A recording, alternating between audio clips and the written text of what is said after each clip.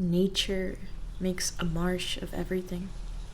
Birds shit seeds, and suddenly an abandoned construction site thrives in green. The sky brings the water, knows not to take too much back. A construction site man once told me water will find a way. He was talking about damage, but I picture wildflowers under highway overpasses, ivy growing through concrete, a tree growing straight through a wall 10 feet from the ground. Water will find a way. I do not think of drowning. I think of growth.